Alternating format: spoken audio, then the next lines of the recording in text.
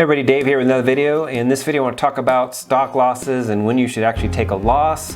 A question came up recently and somebody asked the question, when should you cut your losses with a stock? And I have some examples over the years, and I'll kind of give you my take on that. So let's go ahead and dig in. So some of you may or may not be aware, but I was born and raised in California. So we basically guess where the governor was, get down, get to the chopper. It's not a tumor. So basically being born and raised in California, I was very familiar with PG&E because that stands for Pacific Gas and Electric, and very familiar with that company. And it's a utility in California, by the way.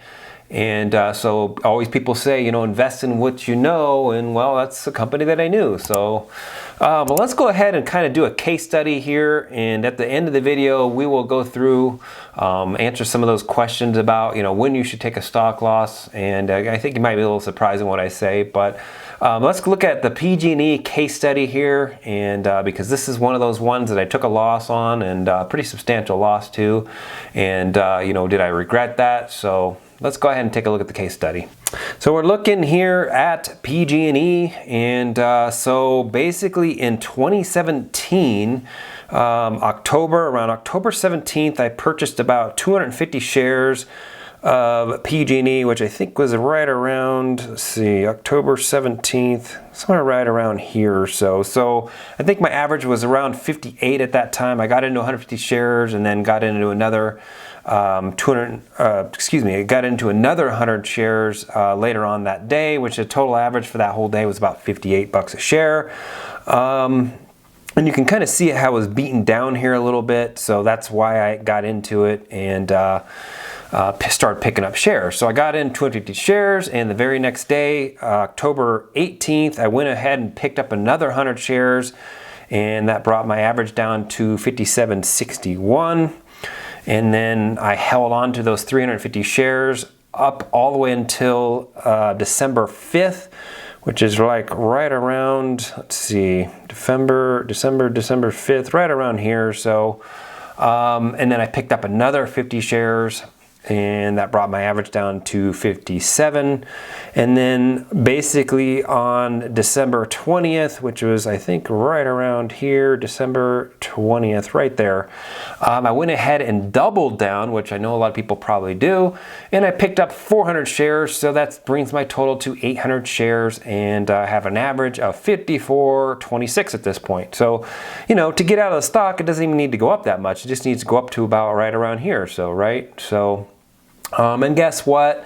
And if you're not familiar with what happened to PG&E, basically they started getting blamed for a bunch of fires in California at the end of 2017, and a lot of fires going on. A lot of people died, and they got blamed for power lines that blew down and caused the fire. And I don't know the history of PG&E at this point, whether or not that actually was true or not, but we'll go over that in a minute here.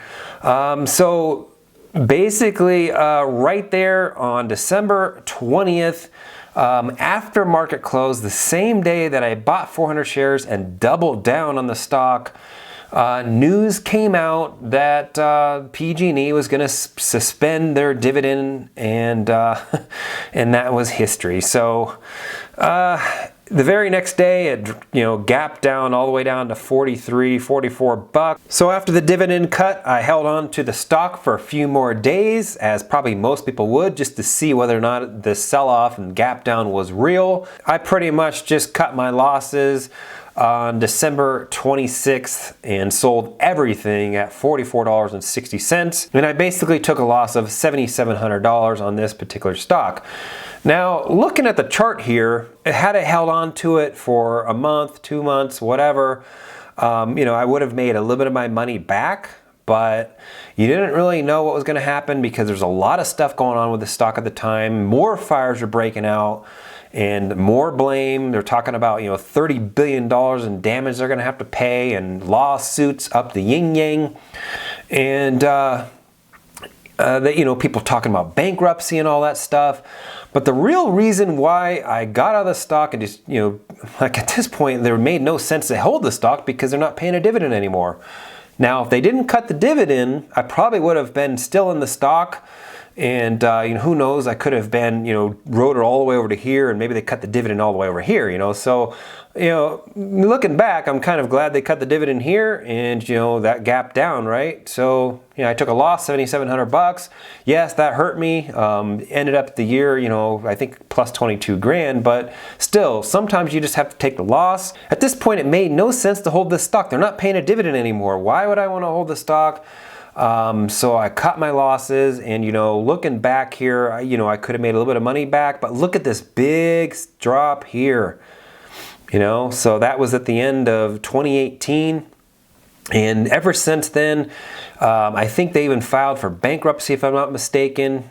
You know, big gap down there under the $5 range, all the way to the low of $3.55. So looking back, I think I made a pretty good decision by selling this stock. And yes, I could have made a little bit of my money back and probably cut the losses in half, but, you know, at the same time, it could have dropped and gapped down and, you know, brought my average all the way down to 20 pretty quickly. So that's what happened here. So that's the case study of PCG, which I call a piece of garbage now.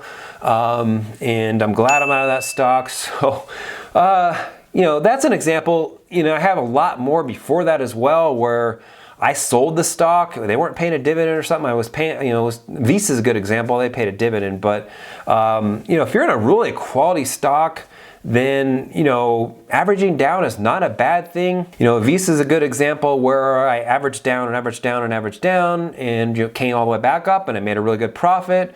Win Resorts is a whole different ball game because I was down big time on that, and all the way from a $150 down to a $50 and all that. But I'll probably talk about that in a future video. But there's several other stocks that back in the day that I've traded, and you average down, and, you know, came back up, and I made a big profit. So, you know, what's the question here? The question is when should you sell out of a stock and take your losses? People used to always say, you know, have a plan before you even get into the stock. Where should you sell it? And if you're a day trader, most people are probably going to take their loss, you know, out of probably a small loss, $100, $50, 100, you know, 1,000, whatever, depending on what their particular you know, threshold is or time frame is on the stock. I used to take my losses a lot quicker on stocks and not average down at all. You know, day trading and swing trading a lot of stocks, and I quickly realized that in a bull market, why would I want to do that? Why am I taking these losses when I always regret taking the loss and the stock just comes back up and goes, you know, north, right? And I could have made profit on it. So I started just averaging down, and sometimes I'm down big, sometimes I'm not. Sometimes it comes back right away, and I make a decent amount of profit and sell the stock.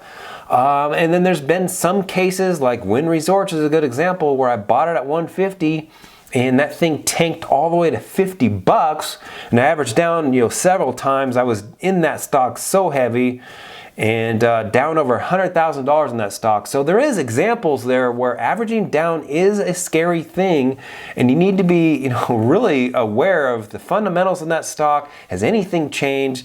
Had they cut their dividend? Are they going to go bankrupt? What's the thought, you know, on the street about the stock? What's the sentiment, right? In general, the question is, you know, when should you sell a stock? I think that is going to be a case-by-case basis. It's going to be a case-by-case, you know, on the person. It's going to be a case-by-case on the actual stock, right? Everybody's going to have a different threshold and where they're going to want to get out of that stock. They have to make that decision. You know, should I cut my losses? I don't like the way things are going with this stock. You know, there's a lot of talk out there, but don't let that stock talk get to you too, because so if you're watching like Stock Twitch or something like that, those people really can fear you out of a stock, because I've been feared out of a stock by the people saying, oh, this is going to zero, blah, blah, blah. So you really need to not really kind of listen to all the noise. Look at both sides. If you are going to look at the noise, look at the positives, look at the negatives. weigh that decision. You know, has anything fundamentally changed on the stock? And in this case here, something changed in the stock that cut the dividend. Why do I need to hold this stock at this point? That's the reason why I wanted to buy it, is for the dividend, right? Now I normally wouldn't go into 800 shares, 40-something thousand dollars into a dividend paying stock. But this was like a swing slash, you know, day trade turned into a swing trade. But so that's pretty much my thoughts. I will average down still in stocks. I just don't go in as heavy as much these days. Individual stocks, I do make sure they pay a dividend, but PG&E, you know, piece of garbage, is pretty much an outlier here. And they're still dealing with, you know, all those outcomes of those fires still in 2020.